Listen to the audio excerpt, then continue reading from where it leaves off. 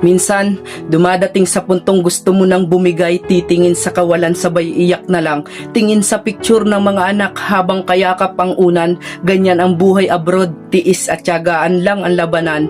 Homesick, sakripisyo, pagtitiis, pangungulila, pagkalungkot. Ilan lang yan sa mga nararamdaman ng isang OFW na malayo sa kanyang mga mahal sa buhay. Kahit anong tatag mo, kahit anong tapang mo, kapag homesick ang umatake sa'yo, tutulo at tutulo ang luha mo. Ang aking anak ang siyang dahilan bakit ako nakipagsapalaran sa ibang bansa para mabigyan sila ng magandang kinabukasan. Kaming mga magulang bilang OFW ay wag sanang kainisan kung sa bawat chat at text kami puro pangaral at pagpapayo dahil kahit malayo man kami, nais naming makasiguro na nasa maayos kayo dahil mahal namin kayo.